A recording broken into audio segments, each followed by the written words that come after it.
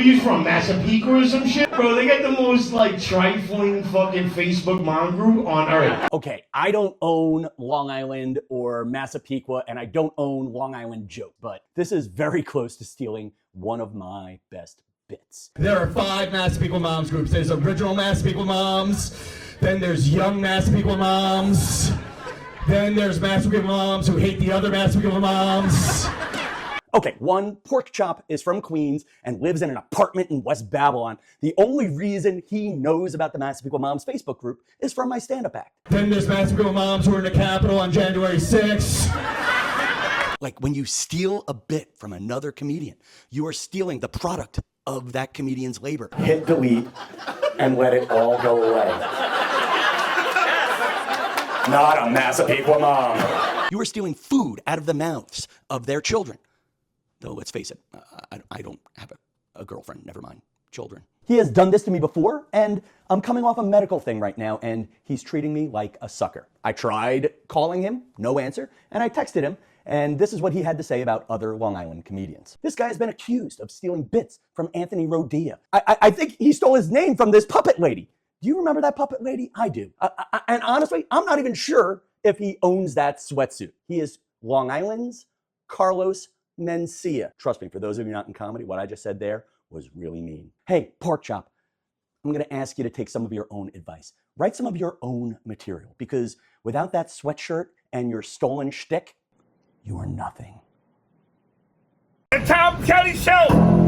Everybody, I want you to go to the Tom Kelly Show. I want you all to know about the Tom Kelly Show. At the end.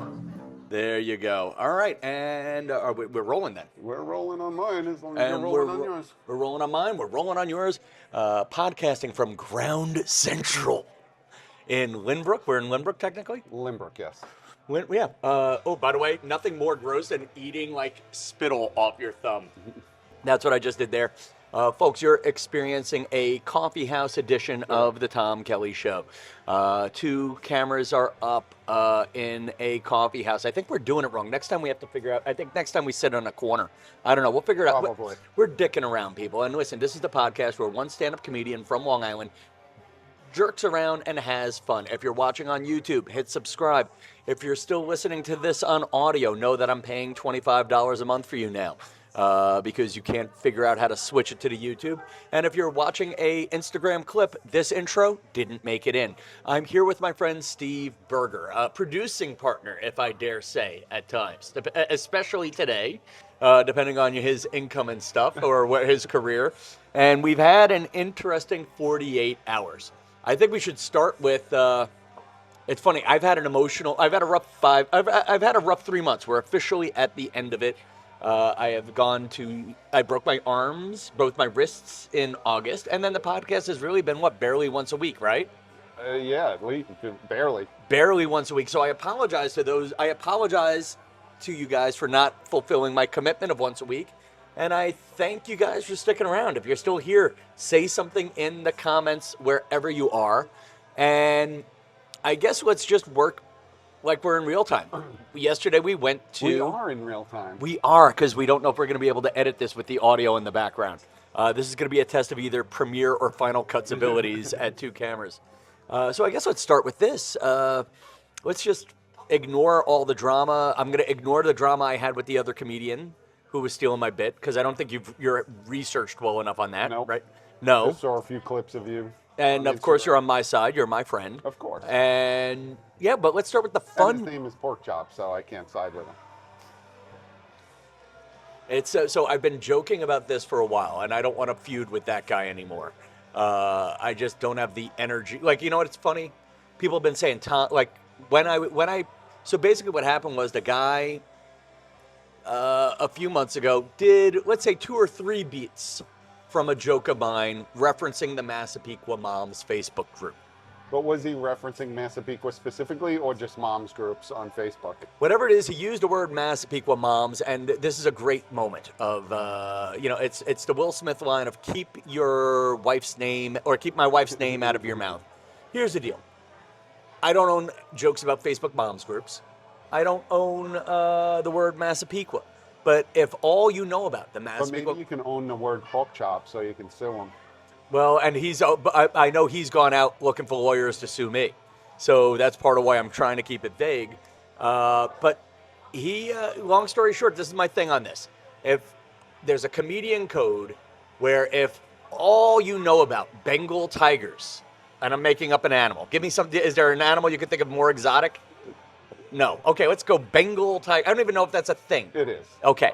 If all... There's a whole football team named after him. Okay, so that's really not as exotic as I could think.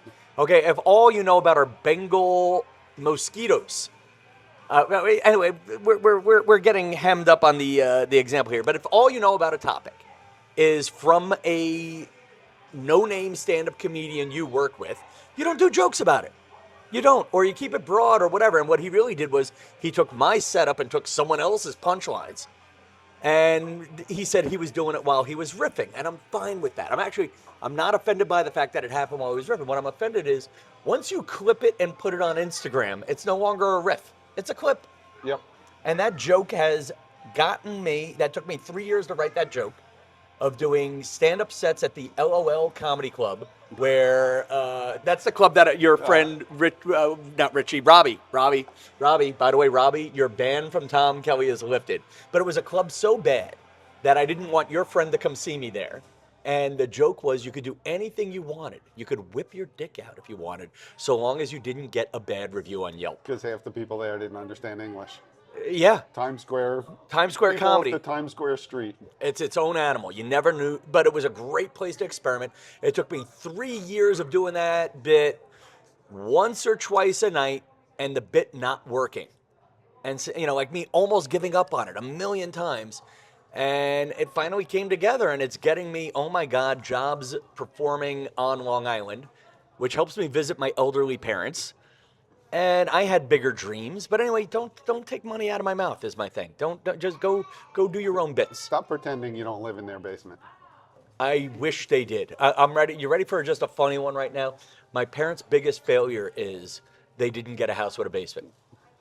I would live there forever. Steve's wife knows where I grew up. Steve's wife grew up across the street from me when I grew up in Brooklyn, and the stereotype was everybody had an Italian son in a basement. I'm at a point right now where I need my own space. I need my own entryway. I had a great morning with my mom and dad.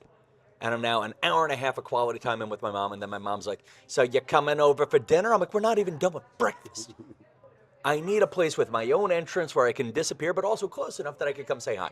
Like the joke that I'm trying to make work in stand-up is I want to move closer to home so I could spend less time with my parents more often. Makes sense. Yeah, it's not quite a laugher. It's more of like, yeah, that makes sense. Yeah, exactly. That makes sense. That makes sense. Things that make you go, So we were talking about influencers last night. We went to DJ Chef's. DJ Chef he's been on the podcast before in a medley of things I did at a cooking thing out in the Hamptons.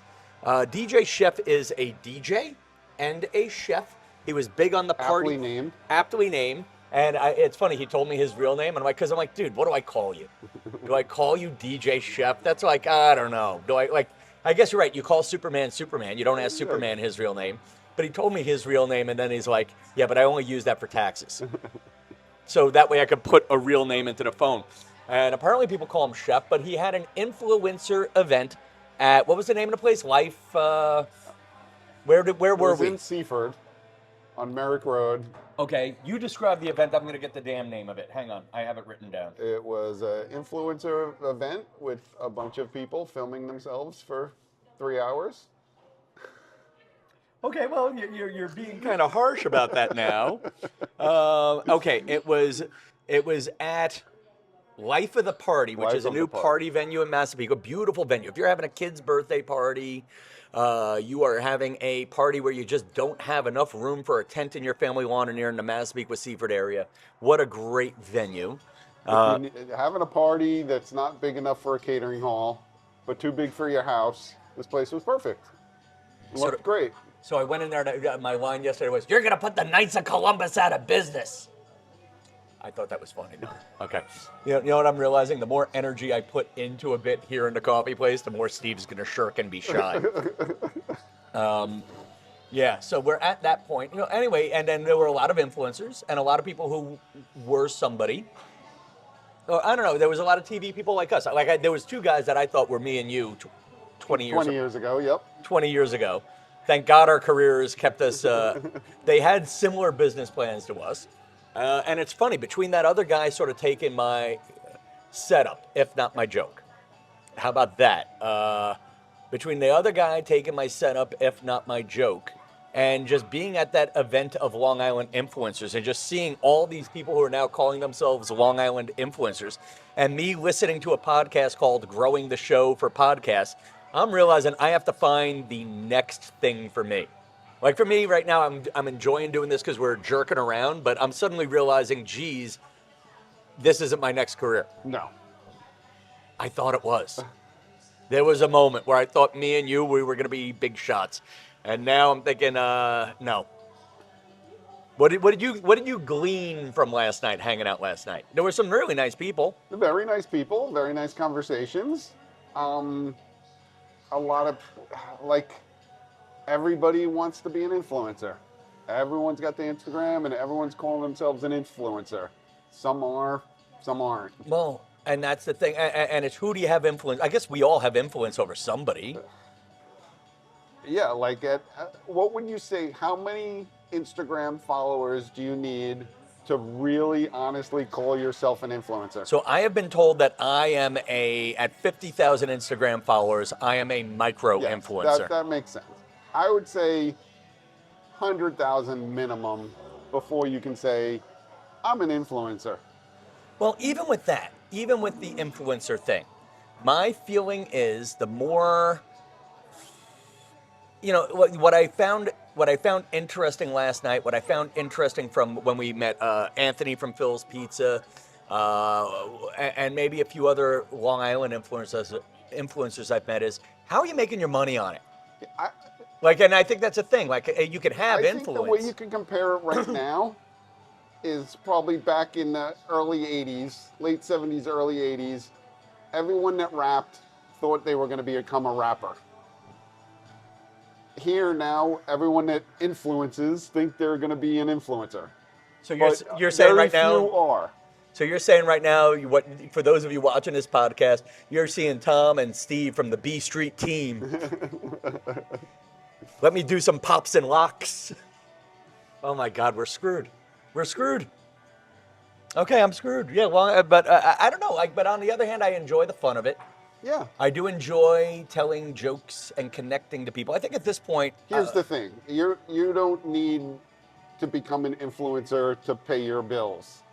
These people, I think a lot of them are relying on that. They're like, this is my career path. And that's not going to work. Yeah. At this point, I am calling my influencer career added value for the work I'm already doing. Exactly. It's just something to do on the side. I'm going to make it rich being an influencer, where I think all these other kids are thinking hoping to be the one that they're going to be rich. Yeah. At this point, I listen, if we could figure out how to make this business make us $200,000 a year each, which I know we're nowhere near. No, but that would pay your bills. Yeah, that'd be nice. No need, you wouldn't have to sell off the Bitcoin. Don't have to worry about AI taking my job. Yeah, well, AI, and I've been playing with Sora. It's worked on a couple of my Instagram videos where I'll type in, the one I did on Rockville Centre bar fights. It did a better joke than me in 8 seconds. Yeah, the kid last night showed me an AI clip he did that was a good 10, 15 seconds long, a fly through a house while all these effects were happening. And it looked great. And I'm like, 5 years ago, that would have been $250,000 minimum. And he did it in 10 minutes or whatever it took him to do it. What app was he using? He told me, I forgot which one it was. God, we are the It worst. wasn't Runway, it wasn't... It wasn't Runway or Sora? No. And it wasn't VO? No. Yeah. It's another one I heard of, I just forgot what it was. No. There's so many of them. And you're getting into this age of, is there about to be so much I know a weather person who has just taken an old picture of her and they've turned it into, now you're getting accurate weather from the weather woman, but at age 29, not 49 or 59 or 69, whatever she's at. And I'm sure the AI is updating her hair. I've been playing with Sora, just making myself on superhero bodies. Of course you are. I'm just bored. Yeah, I'm just bored. Like, no, but I'm trying to see how ridiculous I just could make be. animals out of food. Yeah. Yes. Wait, you like turn the like a dog made out of Swiss cheese eating Swiss cheese, or a dog made out of paper eating fire. And it does it. Yeah. Yeah. Now, are you sharing them on Sora? I did. I don't know if anyone's looking at it. Like, I don't use Sora. Yeah, I'm not putting mine out. I'm not using it as like scrolling through AI videos like you would on TikTok, which is to me pretty sad. If you're spending hours scrolling through AI videos, well, it's even sadder than hours on TikTok. I'm gonna argue, and here's Tom Kelly. Still sad, but even sadder. And and again, here I am, your pal Tom Kelly, saying he's even sadder than Steve Berger's low standard for sadness, right there. How many minutes are we at on the clock here? We are 14 and a half. Okay, this is a good one. Okay, so this is a good game to close on. As I'm realizing, 10-second AI. By the way, nothing says we're out of touch like recording a 20-minute podcast to put on YouTube in the age of 10-second AI videos. That's where we're out of touch. So we'll play a game called Guess the Amazon Product. Okay? I will give you an actual Amazon review, and then you try to guess what the product is. Okay. This game came from my friend Garrett Vogel from Elvis Duran in the Morning Show. He inspired it, and then I did all the work. Dropping much? Well, it's his idea, or sharing credit properly, properly attributing the sources. You could also hear him on Greg T Live, which is another YouTube podcast. And there we go, properly attributing the comedy. Not giving him a commission if this starts making money, but properly attribute. Don't look over the screen and cheat. I'm not. Well, okay, good. I can't see. Good. So I will give you the clue. Okay, ready? Here we go. So this is an actual review from Amazon, and you just guess what the product is. We'll do it as a speed round. And I'm going to turn the laptop this way so you don't cheat and I look sexier on the screen. Ready?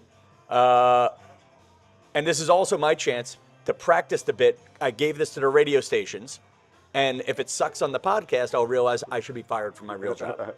Okay, here we go. Makes my farts sound louder.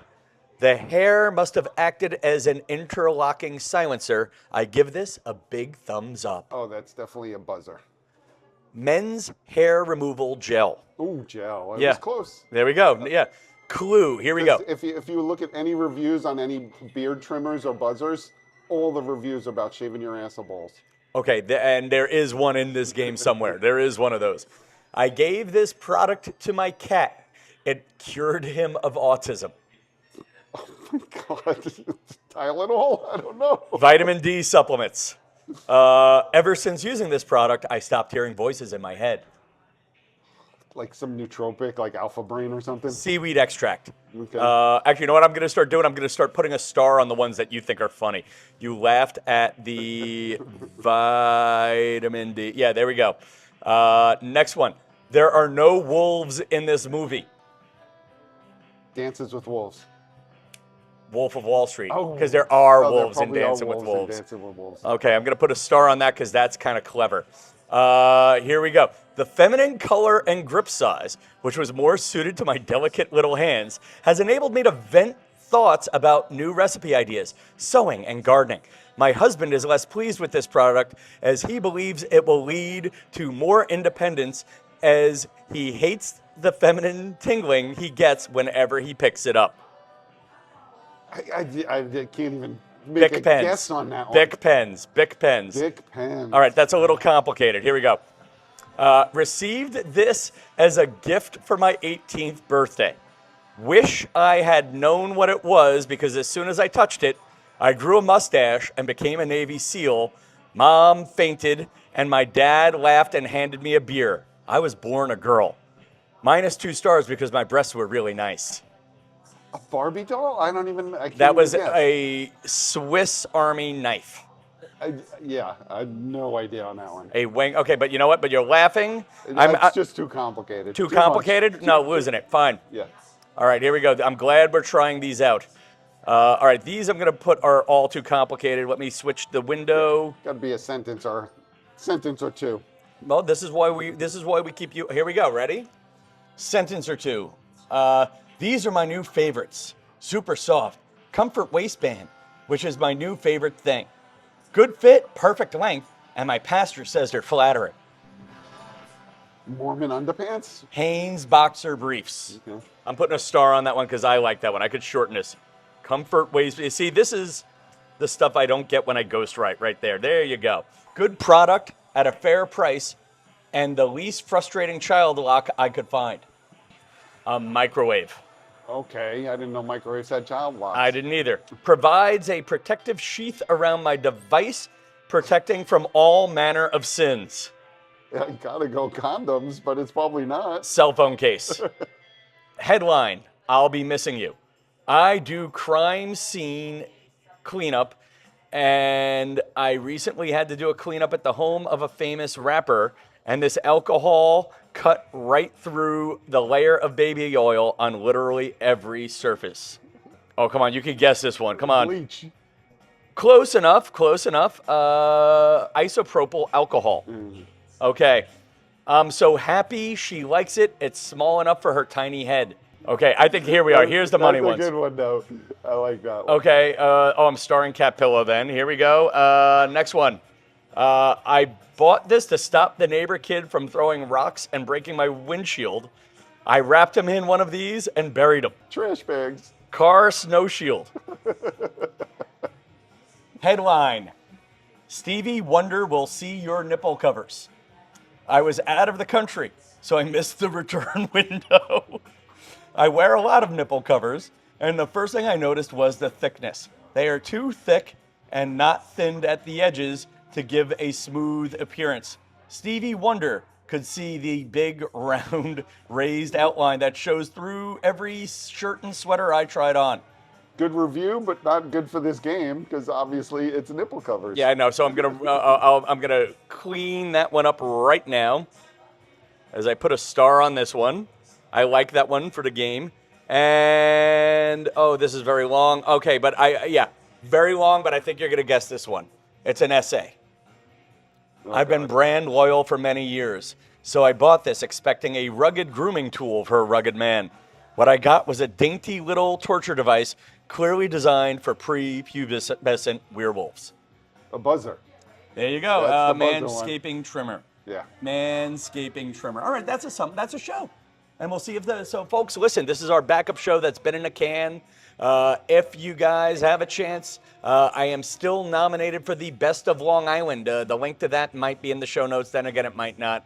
Vote wherever you can vote. Show love wherever you can show love.